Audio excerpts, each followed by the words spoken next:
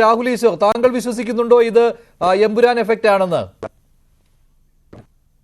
ശ്രീ മഞ്ജുഷ്, ഒരുപക്ഷെ നേരത്തെ തുടങ്ങിയ പ്രോസസ്സുകളായിരിക്കാം. കാര്യം ശ്രീ ഗോകുലം ഗോപാലിന് നേരത്തെ കേസുണ്ട് എന്നൊരു കാര്യം നമ്മൾ കേൾക്കുകയുണ്ടായി.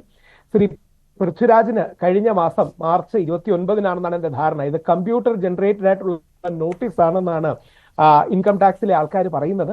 പക്ഷേ യഥാർത്ഥത്തിൽ സോഷ്യലായിട്ട് ഒരു അവയർനെസ് കൂടിയുള്ള ED ആണെങ്കിലും ഇൻകം ടാക്സ് വകുപ്പ് ആണെങ്കിലും ഈ ഒരു പശ്ചാത്തലത്തിൽ അവർ കുറെ കൂടെ ശ്രദ്ധിക്കണമായിരുന്നു. കാര്യം നമ്മുടെ ഏജൻസികളെ വിശ്വസിച്ചാണ് നമ്മുടെ നാട്ടുകാരെല്ലാം ജീവിക്കുന്നത്. നമ്മുടെ ഏജൻസികളാണ് ഒരർത്ഥത്തിൽ സ്റ്റേറ്റ് എന്ന് നമ്മൾ പറയുന്നത്, അല്ലെങ്കിൽ ഡീപ് സ്റ്റേറ്റ് എന്ന് പറയുന്നത്. നമ്മുടെ ഇന്റലിജൻസ് ബ്യൂറോ, നമ്മുടെ ED, നമ്മുടെ ഇൻകം ടാക്സ് ഡിപ്പാർട്ട്മെന്റ്, നമ്മുടെ പോലീസ്, നമ്മുടെ പട്ടാളം, ഇവരെല്ലാമാണ് യഥാർത്ഥത്തിൽ സ്റ്റേറ്റ്. ഓരോ 5 വർഷം കൂടുമ്പോഴും രാഷ്ട്രീയം മാത്രമാണ് പലപ്പോഴും മാറുന്നത്. അപ്പം ഡീപ് സ്റ്റേറ്റ് എന്ന് പറയുന്നതോ സ്റ്റേറ്റ് എന്ന് ഒരർത്ഥത്തിൽ പറയുന്നതോ ഈ ഏജൻസികളും അവരുടെ പ്രവർത്തകരും അവരുടെ പ്രവർത്തനവും ഒക്കെയാണ്. അപ്പൊ ED വ്യാപകമായി മിസ്യൂസ് ചെയ്യുന്നു, NIA വ്യാപകമായി മിസ്യൂസ് ചെയ്യുന്നു എന്ന് വിമർശനമുള്ള ഒരു സിനിമയിൽ, ആ സിനിമ ഇറങ്ങി ഒരാഴ്ചക്കുള്ളിൽ സമാനമായ ഒരു കാര്യം വരുമ്പോൾ കുറെ കൂടെ അവധാനതയും ശ്രദ്ധയും ഇത്തരം കാര്യത്തിൽ കൊണ്ടുവരാമായിരുന്നു.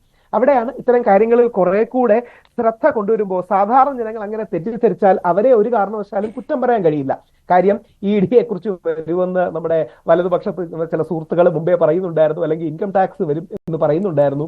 ഇത് യഥാർത്ഥത്തിൽ പൃഥ്വിരാജിനെ കുറെ കൂടെ വലിയ താരമാക്കുകയുള്ളൂ. പൃഥ്വിരാജിനെ ഇനി അറസ്റ്റും കൂടെ ചെയ്താൽ അതിൽ നമ്മുടെ മഞ്ജുവാരെ അറസ്റ്റ് ചെയ്തതുപോലെ പൃഥ്വിരാജ് കുറെ കൂടെ ഹീറോയിൽ നിന്ന് സൂപ്പർ ഹീറോ പരിവേഷം കിട്ടി വരികയും ചെയ്യും. സിദ്ധമല്ല, ഹിന്ദുത്വ വിരുദ്ധമാണ്. ഇത് രണ്ടാണ്. എമ്പുരാൻ സിനിമയുടെ പിന്നിലുള്ള ആൾക്കാരെല്ലാം ഹിന്ദുക്കൾ തന്നെയാണല്ലോ. അപ്പൊ ഹിന്ദുത്വം എന്ന് പറയുന്നത് ഒരു രാഷ്ട്രീയ ലൈനാണ്. പൃഥ്വിരാജിന്റെ കാര്യം പറഞ്ഞപ്പോൾ പൃഥ്വിരാജിനെതിരെ ആദായ നികുതി വകുപ്പിന്റെ നോട്ടീസാണ് വന്നിരിക്കുന്നത്. അപ്പോൾ വി മുരളീധരൻ ഇന്ന് പറയുന്നത് കേട്ടു. അദ്ദേഹം പറഞ്ഞത് ഇത് മുൻപത്തെ നടപടിക്രമത്തിന്റെ ഭാഗമായിട്ട് തന്നെയായിരുന്നു എന്നാണ്, അതിൽ പുതിയത് ആയിട്ട് ഒന്നുമില്ല എന്നുള്ളതാണ്. പക്ഷേ അവിടെയും ഈ സമയം പ്രാധാന്യം അർഹിക്കുന്നതാണ്. ഈ 3 സിനിമകളുടെ വരുമാനത്തെക്കുറിച്ചുള്ള ആദായ നികുതി വകുപ്പിന്റെ അന്വേഷണം 2022 തുടങ്ങിയതാണ്.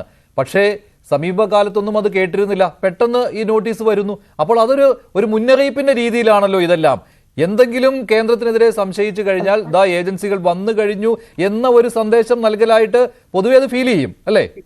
അല്ല, അങ്ങനല്ല, പൂർണ്ണ അർത്ഥത്തിൽ അങ്ങനെ ആയിരിക്കില്ല. കാര്യം കേസ് മുമ്പേ ഉണ്ട്.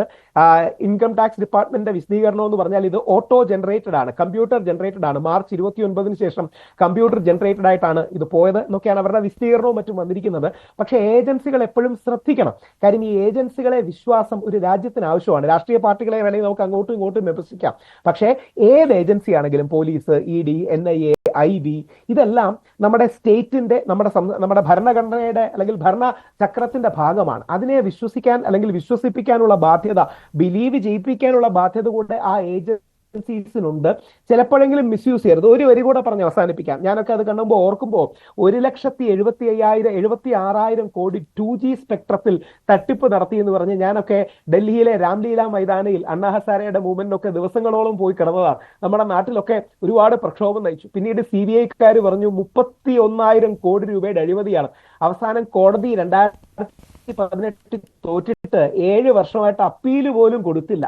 അപ്പം പിന്നാണ് നമുക്ക് മനസ്സിലാവുന്നത് ഇതൊക്കെ ഇത്രയൊക്കെ ഉള്ളൂ എന്ന്. 1,76,000 കോടി രൂപ എന്റെ നാട്ടിൽ നിന്ന്, നമ്മുടെ നാട്ടിൽ നിന്ന് അടിച്ചുകൊണ്ട് പോയി ഒരു ഗാന്ധിയുടെ രൂപത്തിൽ ഒരു വീണ്ടും വരികയാണ് ഈ രാജ്യത്തെ രക്ഷിക്കാൻ എന്നൊക്കെ പറഞ്ഞ് ഒരുപാട് ദിവസം സാലറി കളഞ്ഞ് ലീവൊക്കെ എടുത്ത് ഡൽഹി ഹൈക്കോടതിയിൽ ഒരു അപ്പീല് കൊടുത്തിട്ടില്ല. മഞ്ജുഷ് ഓർമ്മ കാണും, അന്നത്തെ വലിയ